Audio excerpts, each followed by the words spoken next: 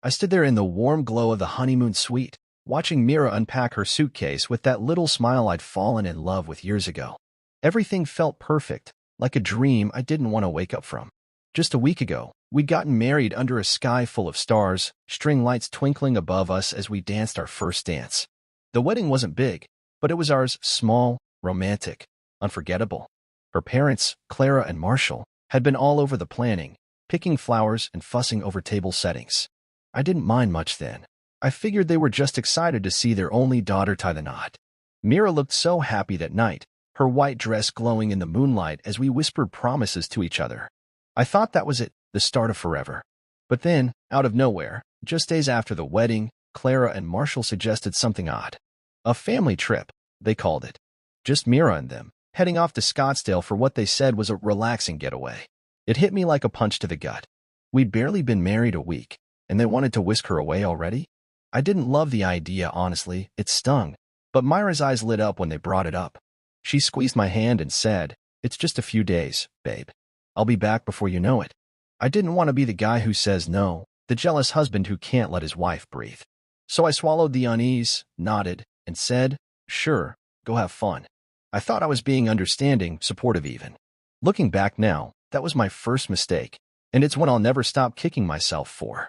The moment I agreed, something shifted, like a crack forming in a glass you don't notice until it shatters. I drove her to the airport, kissed her goodbye, and watched her walk off with Clara and Marshall, their suitcases rolling behind them. Clara gave me this tight little smile, the kind that doesn't reach the eyes, and Marshall just nodded, his face blank as always. I told myself it was fine. She'd be back in 4 days, and we'd pick up right where we left off, newlyweds, head over heels, building our life together. I went home that night, sat on our couch, and stared at the empty space where she'd usually be curled up next to me. The house felt too quiet without her laugh, her humming as she made tea.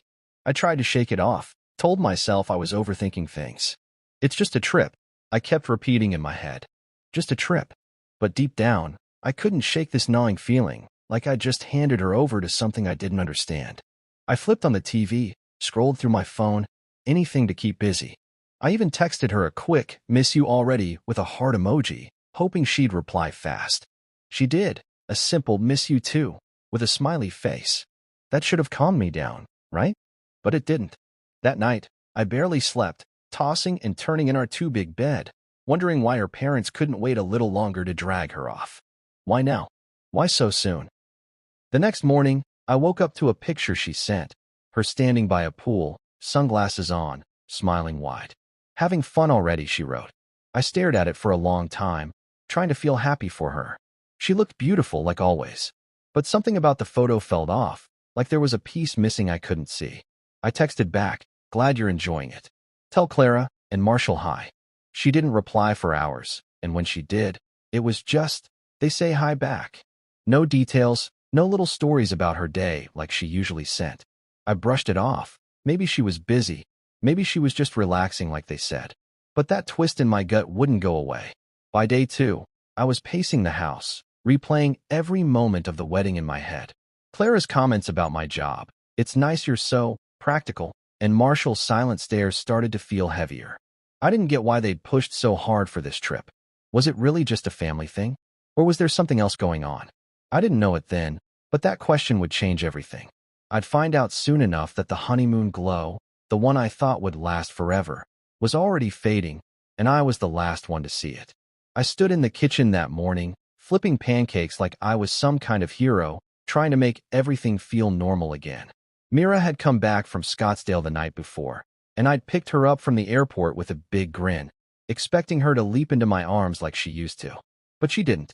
She just gave me this small, tired smile and a quick hug before sliding into the passenger seat. The whole drive home, she stared out the window, barely saying a word. I asked how the trip was, and she mumbled, "Fine, just relaxing," without looking at me. I figured she was exhausted. 4 days with her parents would wear anyone out, right? So I let it go, told myself she'd bounce back after a good night's sleep. But now, standing there with the smell of syrup filling the air, I could feel it. Something was wrong. She sat across from me at the table, her hair still messy from bed, wearing one of my old shirts that used to make me smile seeing her in it. Today, it didn't. She poked at her food with her fork, not eating, just moving it around like she was lost in her head. I tried to catch her eye, but she wouldn't look up.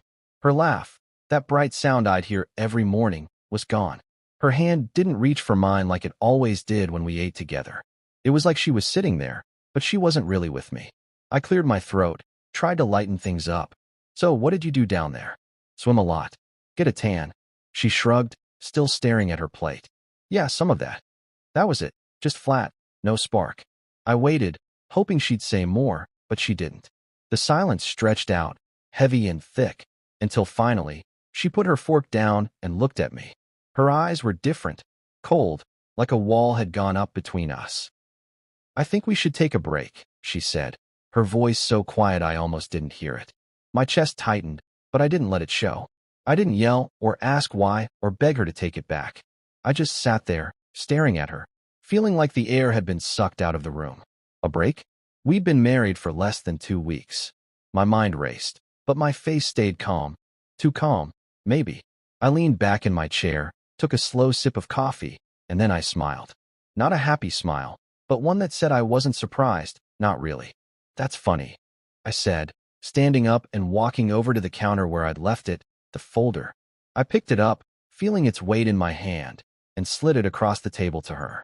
Because I just got some information on that trip. Her eyes flicked to the folder, then back to me, confused. She hesitated, like she wasn't sure she wanted to touch it, but curiosity got the better of her. She pulled it closer, flipped it open, and started reading. The first page was just words, names, dates, a summary Marcus had typed up, but then she turned to the next one, and I saw her breath catch. She flipped faster, her fingers trembling as she went through the stack. Photos spilled out, grainy shots of her by the pool, at a restaurant, on a beach. Her eyes widened, darting over every image, every detail. I stood there, arms crossed, watching her face change, shock, then panic, then something else I couldn't name. She stopped on one photo, staring at it hard, her hands shaking so bad the paper rattled. It was her and him. Theo, laughing together, his arms slung around her shoulder like they'd known each other forever. Clara and Marshall were in the background, smiling like proud parents at a school play. Myra's head snapped up, her gaze locking onto mine for the first time that morning. "What is this?" she whispered, but before I could answer, the front door creaked open behind her. I didn't flinch. I'd heard the car pull up, the footsteps on the porch. Clara and Marshall stepped into the room, all casual like they'd just popped by for coffee. Clara's voice was bright, too bright. "Hope we're not interrupting anything," she said, setting a binder of wedding photos on the counter. Marshall just nodded at me, his face blank as ever. Mira didn't move, didn't turn around. She just kept staring at me, then flicked her eyes to her parents, the folder still open in front of her. I leaned against the counter, sipping my coffee again, letting the moment hang there. She wanted a break? Fine. But she was about to find out what that trip really was, and I wasn't the one who'd have to explain it. I stood in our living room, staring at the spot where Myra's suitcase had been before she left for that trip. The moment she walked out the door with Clara and Marshall, something in me twisted, a knot I couldn't untie. It wasn't just that they'd taken her away so soon after the wedding. It was the way they did it, like it was their right, like I didn't even factor in. Clara had never liked me. I'd known that from the start. She'd drop little jabs about my job, my clothes, my simple life, always with that fake smile plastered on her face. "You're so practical," she'd say, like it was an insult. Marshall was different, quiet, always watching me with those cold, calculating eyes, like he was sizing me up and finding me lacking. I brushed it off before, told myself it didn't matter what they thought as long as Mira loved me. But when they suggested that family trip, out of the blue, just days after I put a ring on her finger, it hit me harder than I wanted to admit. I didn't say no, I should have, but I didn't. Instead, I let her go, waved her off at the airport, and came home to an empty house. That first night alone, I couldn't sleep. I kept picturing her laughing with them, relaxing by some fancy pool, while I sat here like an idiot, waiting. By the second day, that twist in my gut turned into something sharper, doubt. Why did they need her now? What was so urgent? I couldn't shake the feeling that there was more to it, something they weren't telling me. That's when I picked up the phone and called Marcus. He's my cousin, a private investigator down in Scottsdale, the kind of guy who doesn't ask too many questions if you're family. Hey, man, I said, trying to keep my voice steady. Myra's down there with her parents. Can you keep an eye on them? Follow them? Maybe. Especially if someone else shows up. He didn't hesitate. You got it, he said. Anything specific I'm looking for? I paused, not sure how to put it. Just anything that doesn't feel right. I don't know, something's off. He didn't push, just told me he'd get on it and call me back. I hung up, feeling a little stupid but mostly relieved. If it was nothing, I'd laugh it off later. If it wasn't, well, I'd deal with that when it came. Less than 48 hours later, my phone buzzed with a text from Marcus. Check your email. You're gonna want to see this. I grabbed my laptop, heart pounding, and opened the message. There it was, a folder full of files. Videos, photos, receipts, timestamps. I clicked the first video, and my stomach dropped. It wasn't some quiet family retreat. There was Mira, sitting at a restaurant table, laughing, her hair catching the sunlight. Clara and Marshall were there too, but they weren't the problem. It was the guy next to her, some tan, smug-looking jerk with a grin that screamed money. Theo, Marcus called him in the notes. Some rich investor's son, dripping in fake charm, leaning too close to my wife. I watched as he said something, and she laughed again, her real laugh, the one I hadn't heard in days. Clara clapped her hands like it was the best thing she'd ever seen, and Marshall nodded along, all proud. I clicked through the photos next, dinners, drinks by the pool, walks on the beach. Theo's arm around her shoulder. Her smiling up at him. Clara snapping pictures like it was a damn photo shoot. Receipts showed they'd all stayed at the same hotel, some swanky place I'd never afford. Marcus even got a shot of Theo handing Mira a drink, their hands brushing, and she didn't pull away. I sat there, staring at the screen, feeling the blood drain from my face. My wife, my brand new wife, wasn't on a relaxing getaway with her parents. She was being paraded around like a prize, introduced to some guy they'd picked out for her. And she didn't push him away. She didn't call me, didn't text me, didn't say a word about any of it. I closed the laptop, my hand shaking, and just sat there in the dark. The house was quiet, but my head was screaming. I trusted her. I trusted them. And this was what I got. It broke me, not in a loud, crashing way, but slow and deep, like a crack splitting through everything I thought we had. I didn't cry. I didn't yell.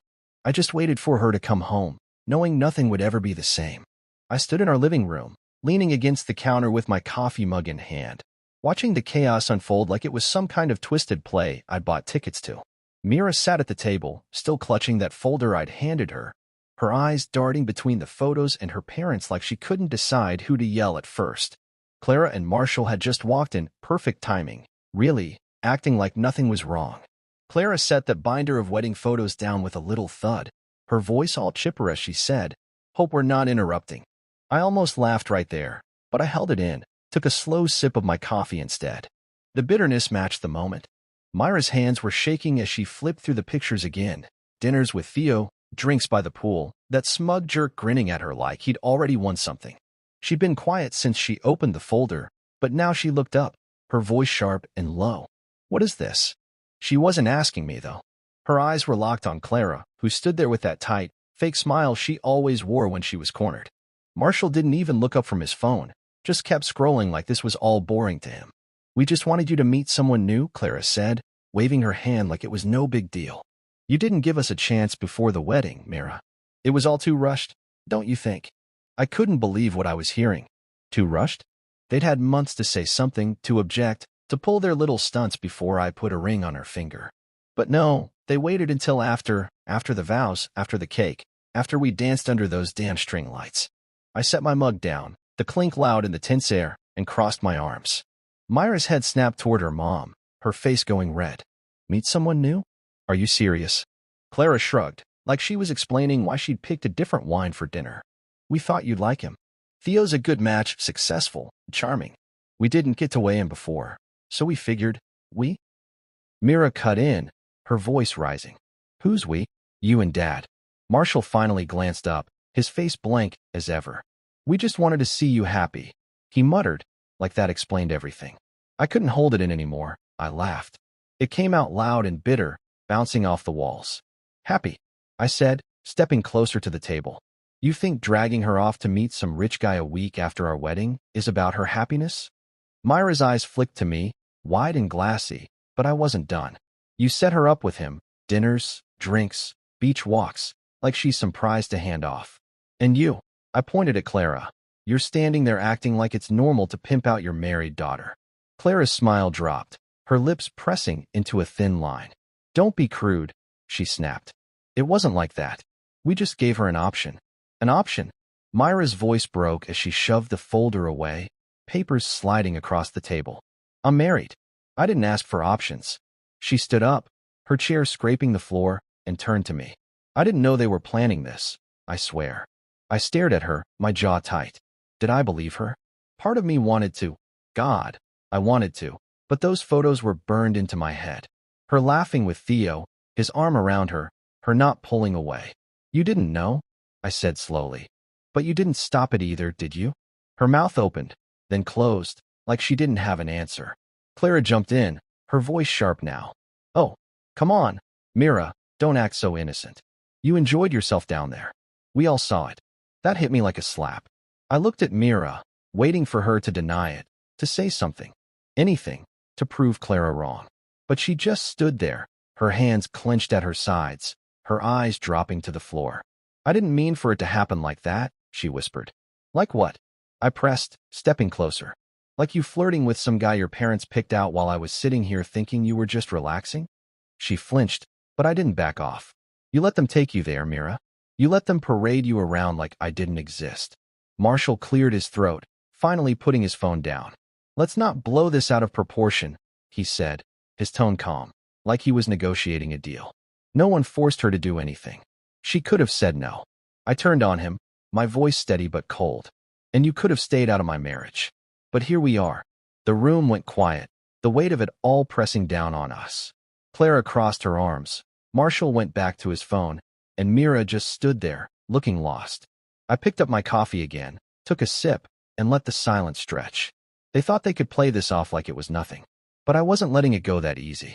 I stood there in the living room, my coffee long gone cold in my hand, watching Mira tremble like a leaf caught in a storm. She was still on her feet, the folder of photos scattered across the table like a crime scene, her eyes bouncing between me and her parents. Clara's words hung in the air. We just gave her an option, and I could feel the heat rising in my chest. But I kept it locked down, my face hard as stone. Myra's voice cracked as she turned to her mom. Are you telling me you flew me out there to meet someone else after my wedding? She sounded like she couldn't believe it, like she was hoping Clara would laugh and say it was all a big misunderstanding. But Clara didn't laugh. She scoffed instead, rolling her eyes like Mira was being a kid throwing a tantrum. Sweetheart, don't be so dramatic, she said, smoothing her hair back. We didn't force you into anything. We just wanted options on the table, that's all. Options. Like my wife was a car they were test driving, and Theo was the shiny new model they'd rather park in the garage. I couldn't wrap my head around it, how they could stand there, so calm, so smug, acting like this was normal. Marshall finally piped up, his voice flat and steady, like he was reading a grocery list. Look, Mira, you rushed into this marriage. We didn't get a say. We were just thinking long-term for you, for the family. That's when I lost it, not loud, not yelling, but a laugh ripped out of me, sharp and ugly. It echoed in the room, cutting through their excuses like a knife. Long-term, I said, setting my mug down hard enough to make the table shake. You arranged for your married daughter to flirt with some guy you handpicked like he's a job candidate? You think that's thinking long-term? I turned to Mira, my eyes locking on hers. And you, what? You just went along with it. Her face went pale, her lips parting like she wanted to say something, but nothing came out at first. Then she shook her head fast, her hands flying up. I didn't know they were doing this. Her voice was desperate, pleading, but it didn't hit me the way it used to. I stepped closer, my voice low and tight. Didn't know what, Mira? That he'd kiss your cheek while your mom snapped a photo? That they'd have you laughing and drinking with him like I wasn't waiting back? She froze, her eyes wide, and I could see it. She was replaying it all in her head, every moment I'd seen in those pictures. I didn't, she started, but I cut her off, holding up the photo that had been stuck in my mind since I saw it. Theo's arm around her, her smiling up at him, Clara grinning in the background. You didn't what? I asked. You didn't smile? You didn't let him get close? You didn't enjoy it? She stared at the picture, her hands dropping to her sides, and I could tell she was about to crack. Her mouth opened, her breath hitching like she was going to scream or cry or both. But before she could, Her phone buzzed on the table, loud and sharp, breaking the moment. She flinched, glancing down at it, and I saw the name flash on the screen, Leona, her best friend from Scottsdale. Mira grabbed it, her fingers clumsy, and read the text out loud, her voice shaking. Theo's still in town, bragging that you two were meant to be, that your parents promised him everything. The words hit like a punch, and she looked up slow, her eyes locking on Clara. What does that mean? She whispered. Clara didn't even blink, just tilted her head like it was no big deal. We may have encouraged him a little, she said, her tone light, like she was admitting to buying him a coffee. But he misunderstood. We just gave him a small gift, invited him to dinner. Nothing serious. Myra's jaw dropped, and she stared at her mom like she'd never seen her before. You promised him I'd leave my husband? She asked, her voice rising, cracking at the edges. Clara shrugged, actually shrugged, like it was all just a silly mix-up. We wanted what's best for you, sweetheart. Theo's a catch. We thought you'd see that. I just stood there, watching it all fall apart, my arms crossed tight across my chest. Mira turned to me, her face a mess of shock and guilt. I didn't know, she said again, softer this time, like she was begging me to believe her. But I didn't say anything. I couldn't. Because even if she didn't know the whole plan, she'd still gone along with it, smiling, laughing, letting Theo in while I was here, alone, thinking she was mine. The room went quiet, except for the faint hum of Myra's phone still buzzing with Leona's messages. Clara adjusted her purse, Marshall checked his watch, and Mira just stood there, looking like she might explode. Me? I stayed still, letting it sink in. My wife, my marriage, my whole damn life was a game to them, and I was the only one who hadn't been clued in. I leaned against the counter in the living room, my arms still crossed, watching Mira clutch her phone like it was a lifeline. That text from Leona, Theo's still in town, bragging that you two were meant to be, that your parents promised him everything, hung in the air like smoke, choking the room. Myra's voice had trembled when she read it out loud, and now she was staring at Clara, her eyes wide and wet, waiting for an answer. What does that mean? She'd asked, her words sharp but fragile, like glass about to break. Clara didn't even flinch, just tilted her head with that smug little smile she always had, like she was above it all. We may have encouraged him, she said, her voice smooth and casual, like she was talking about picking out curtains. But he misunderstood. We just gave him a little gift, invited him to dinner. Nothing criminal, Mira. I almost choked on the air. A little gift? Dinner? This wasn't some friendly meet and greet. They'd flown her out there, paraded her around with this guy, and now they were acting like it was no big deal. Myra's head snapped back, her mouth open like she couldn't believe what she was hearing. You promised him I'd leave my husband? She said, her voice climbing higher, shaking harder. Clara shrugged, like it was nothing. We wanted what's best for you, she said. Theo's a good man, successful, from a solid family. We thought you'd see that eventually. I stood there, my jaw tight, feeling the anger bubble up, but keeping it locked down. Best for her? They didn't give a damn about what she wanted, or what I wanted. This was their game, their rules, and I was just the guy in the way. Mira turned to me, her face pale, her eyes pleading. I didn't know, she said again, like it was the only thing she could say. I swear, I didn't know they were planning this. I looked at her, really looked at her, and all I could see were those photos, her laughing with Theo, his arm around her, her not pushing him away. You didn't know? I said, my voice low and steady. But you didn't stop it either, did you? She flinched, her hands twisting together, and I could tell she was scrambling for something to say. It wasn't like that, she whispered. I thought it was just friendly. I didn't think. You didn't think. I cut in, stepping closer. You didn't think it'd look bad to let some guy hang all over you while your parents cheered him on? You didn't think to call me, to tell me what was going on. She shook her head fast, tears starting to spill over. I didn't want to worry you. I thought it was nothing, just mom and dad being them. I laughed, short and bitter. Them? You mean the people who think our marriage is a mistake they can fix with a better offer? Clara jumped in, her voice sharp now. That's enough, she said, pointing at me.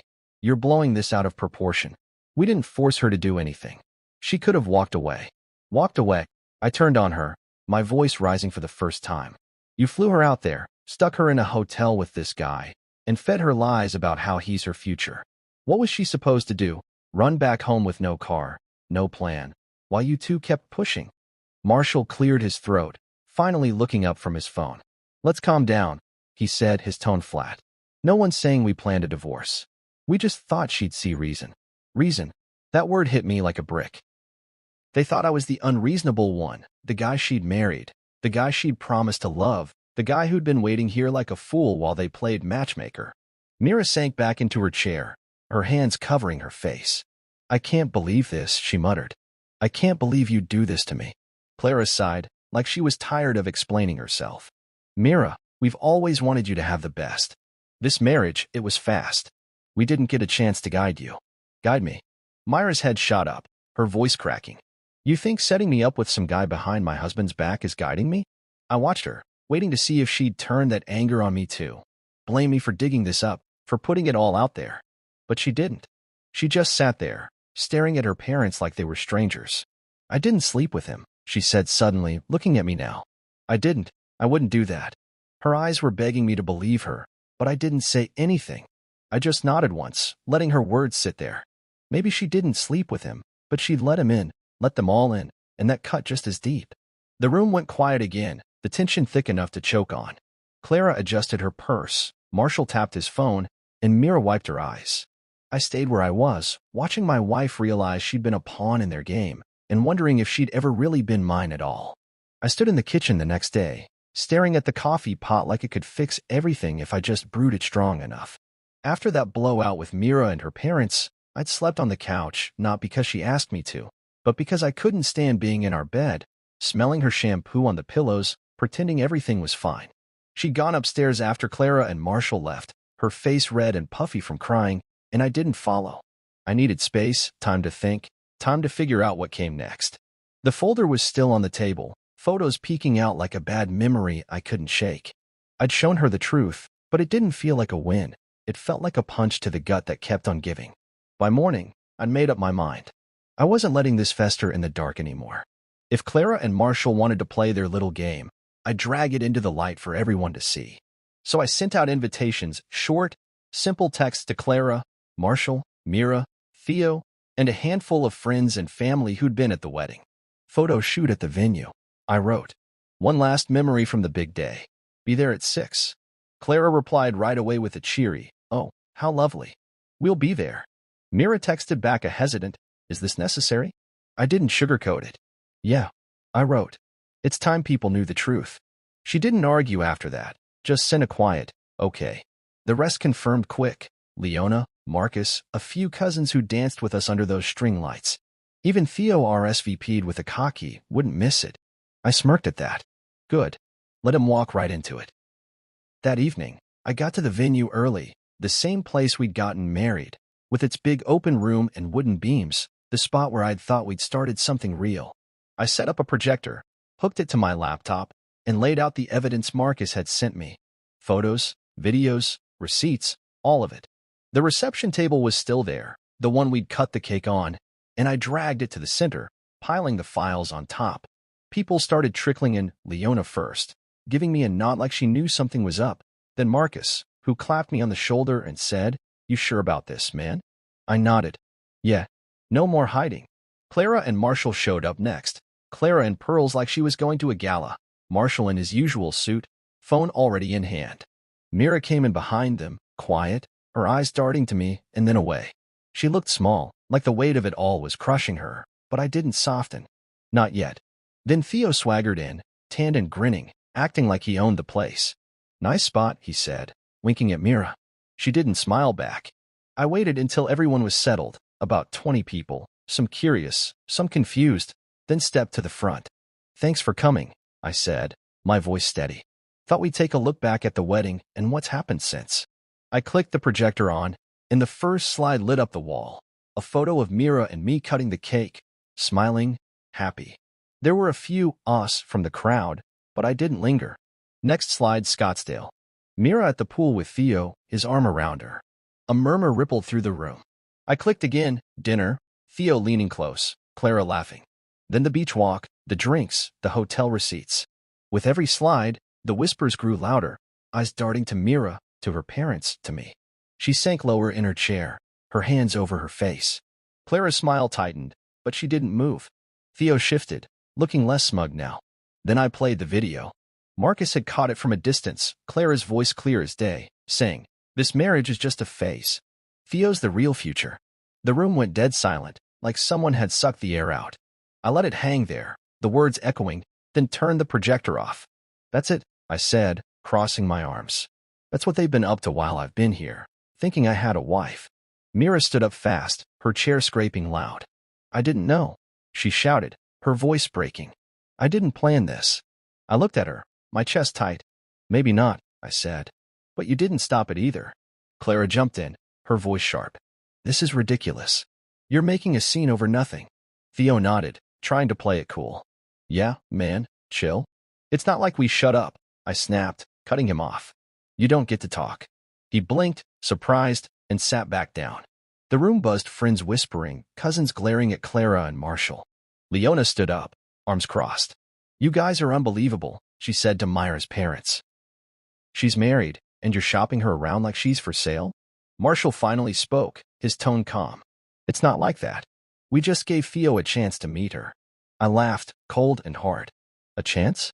You gave him a weekend suite and a promise.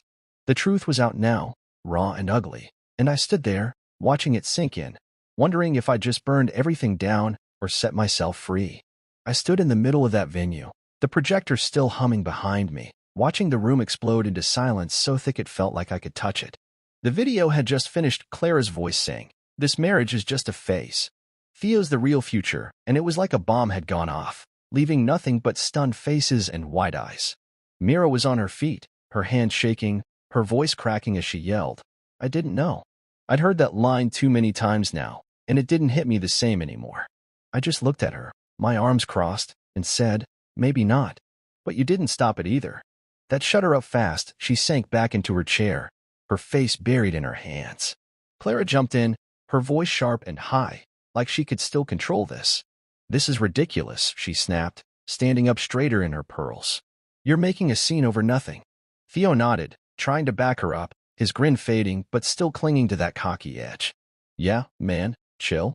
It's not like we shut up, I said, my voice cutting through his like a blade. He blinked, startled, and sat back down, his hands up like he was surrendering. The room buzzed, friends whispering, cousins shooting glares at Clara and Marshall, Leona glaring like she wanted to throw punches. Then Mira found her voice again, turning to her parents. Mom, Dad, did you pay him? She asked, her words slow and heavy, like she was afraid of the answer. Marshall looked up from his phone, finally putting it down, his face blank as ever. A few gifts, he said, shrugging. A weekend suite. It's not illegal. Theo piped up, his voice softer now, like he was trying to save himself. I thought it was love, he said, glancing at Mira. She whipped around to face him, her eyes blazing. Love? You thought I'd just leave my husband because you showed up with a tan and a smile? I couldn't help it. I laughed, short and bitter. Guess he's not as smart as your parents thought. Theo's face went red, but he didn't say anything back. Mira turned to me, her eyes wet and desperate. I didn't know, she said again, stepping closer. I swear, I didn't sleep with him. I didn't, but you didn't stop it, I said, my voice steady, cutting her off. You let it happen. You laughed, smiled, shared drinks. You let them decide who you should end up with. She reached for my hand, her fingers brushing mine, but I pulled back. Don't, I said, and she froze, her arm dropping like it weighed a ton. The room was spinning now, everyone talking at once, voices overlapping. Theo turned on Clara, his cool cracking. You said she wanted out, he barked, pointing at her. Clara snapped back, her composure slipping. She would have, if he hadn't stuck his nose in. She jabbed a finger at me, her face twisting like I was the villain here. I just stood there, letting it all crash around me. Leona stepped forward, her arms crossed tight. You're disgusting, she said to Clara. She's your daughter, not some doll you can trade up when you don't like the groom. A few cousins nodded, muttering agreement, and one of them, my cousin Jake, called out, What kind of parents pull this crap? Clara spun on him, her voice rising. We were protecting her future. He's not good enough. She pointed at me again, and that was it. The room erupted. People shouting, chairs scraping, Mira crying louder now, saying, Stop it, just stop. Over and over. I didn't move, didn't yell back. I just watched, letting them tear each other apart. Marshall tried to play peacemaker, standing up with his hands out. Everyone calm down, he said, like he could still fix this. It's not what it looks like. It's exactly what it looks like, I said, my voice cutting through the noise. You tried to sell my wife to some rich kid because you didn't like me. And she let you try. Mira sobbed, shaking her head. I didn't. I didn't mean to, but you did, I said, looking right at her. You didn't call me. You didn't walk away. You stayed. She crumpled, sitting back down, her hands over her face again. Theo stood up, grabbing his jacket. I'm out, he muttered, heading for the door. You people are crazy. Clara shouted after him. You're not innocent here. But he didn't stop. The cousins started arguing with Marshall. Leona was still ripping into Clara, and Mira just sat there, broken. I stepped back, leaning against the table, the folder still open behind me. The truth was out, ugly, loud, and messy, and I didn't feel better. I felt empty. Everyone knew now, but it didn't fix anything. Mira looked up at me, her eyes begging for something, forgiveness, maybe, or a way back. But I didn't have it to give. I'm sorry, she whispered, but I just shook my head.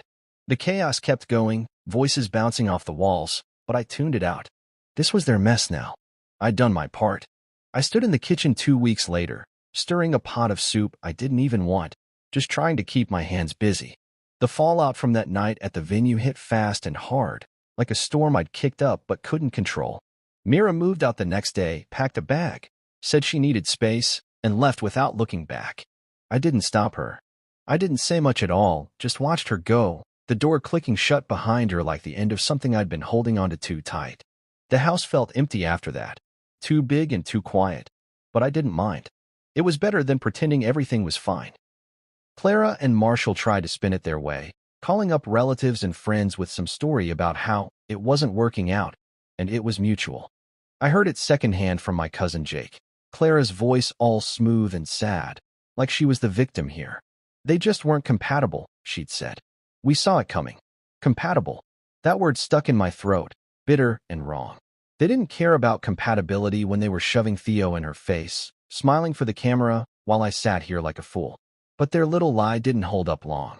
Theo couldn't keep his mouth shut. He started posting online, pictures from Scottsdale, tagging Mira in shots of them by the pool, at dinner, on the beach. Good times with good people. He captioned one, smirking in the frame. Then he dropped a video, him laughing, saying, her parents knew we were the real deal. That's when it blew up. Leona saw it first, sent me a screenshot with a quick, this idiot's digging his own grave. She wasn't wrong. The story spread fast. Friends shared it. Family called me asking what the hell was going on, and pretty soon it hit X, where people I didn't even know were picking it apart. Who does this to their own kid? One post read. Shady as hell, said another. Clara's event planning business took a hit. Vendors canceled, clients backed out, saying they didn't trust her anymore. Marshall got dropped from some board he'd been on, a quiet email letting him know his personal conduct didn't align with their values. Theo? He vanished, deleted his accounts, and went dark after the backlash hit. I didn't feel sorry for any of them. They'd made their bed, and now they were lying in it. Mira reached out after 2 weeks, a text that popped up while I was eating alone at the table. Can we talk? It said. I stared at it for a long time, my thumb hovering over the screen. Part of me wanted to ignore it, to let her sit with the mess she'd helped make. But I wasn't that guy. Not yet, anyway. Sure, I texted back. Come by tomorrow. She showed up at noon, standing on the porch like she wasn't sure she was welcome. I let her in, pointed to the couch, and sat across from her in the armchair. She looked tired, dark circles under her eyes, her hair pulled back messy, like she hadn't slept much. I'm sorry, she started, her voice small. I know I keep saying that, but I mean it. I didn't see what they were doing until it was too late.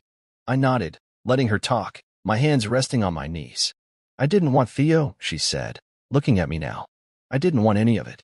I didn't know how to stop them. They've always been like that, pushing, pulling, deciding what's best for me. I should have told you.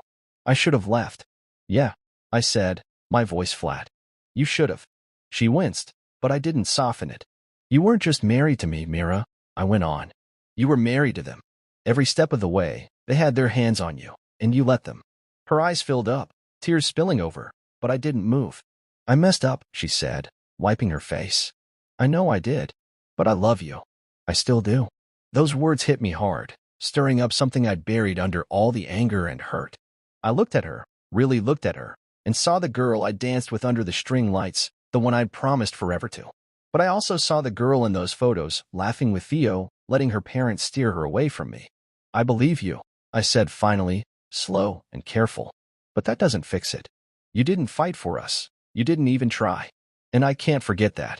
She cried harder, nodding like she'd expected it. I don't know how to make it right, she said. You can't, I told her, standing up. Not now. Maybe not ever. She stayed for a while, crying, talking, begging me to give her a chance, but I didn't budge. When she left, the house went quiet again, and I sat there, staring at the spot where she'd been. I wasn't mad anymore, not like before. I just felt done. The world knew the truth now, and so did I. That was enough for today, at least. I stood in the middle of the venue again, the same one where Mira and I had gotten married, but this time it felt different, like a weight had lifted, even if the scars were still there. It was a month after she'd moved out, a month since that messy night with the projector and the shouting, a month since the world saw what her parents had tried to pull. Tonight, I wasn't here to fight or prove anything. I was here to let it go.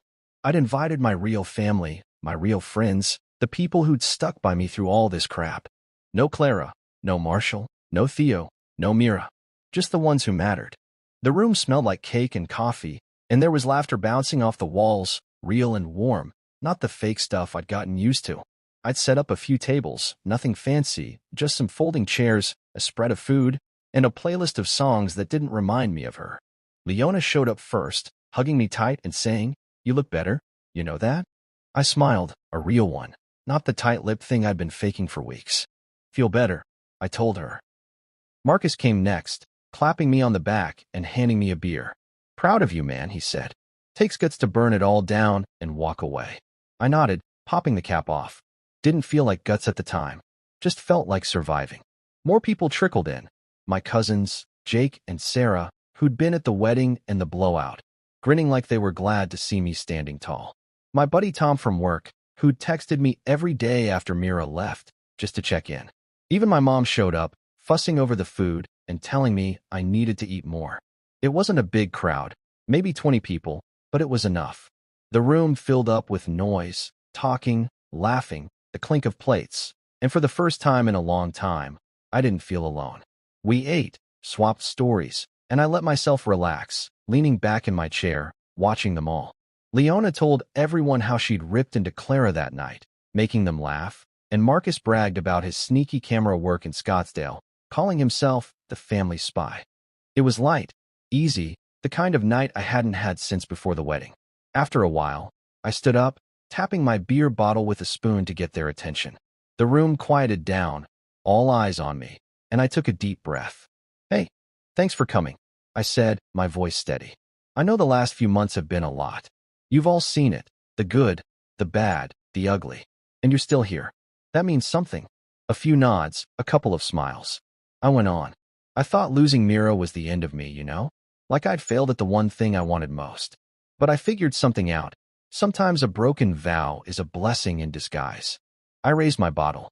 To starting over. They cheered, lifting their drinks, and I took a long sip, feeling the words settle in my chest. It wasn't just talk, I meant it. Losing her hurt like hell, but staying tied to that family, to their games and their lies, would have been worse. I sat back down, and the night rolled on. Cake got cut, music got louder, and Jake even dragged me out to dance, laughing when I stepped on his toes. It wasn't perfect, but it was mine.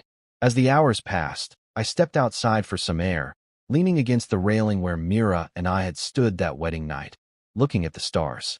I could still see her in that white dress, smiling up at me, promising forever. For a second, it stung. The memory, the what could have been, but then I let it go. She wasn't here anymore, and I didn't need her to be. I'd spent weeks replaying it all. Her laugh with Theo, Clara's smug face, Marshall's cold stares. But tonight, I didn't feel bitter. I felt awake, like I'd finally opened my eyes after a long, bad dream. Leona came out, standing next to me, her hands in her pockets. "You good?" she asked. I nodded, looking out at the dark. "Yeah, better than good." She smiled. "She's still asking about you, you know? Mira called me yesterday, wanted to know if you'd softened up." I shrugged. "Doesn't matter." I'm done looking back. Leona bumped my shoulder. "That's my boy." We stood there a while, quiet, the party noise drifting out behind us.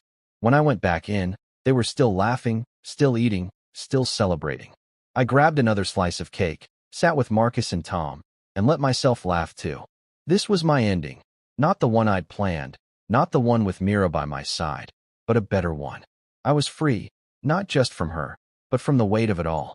And that was worth toasting to.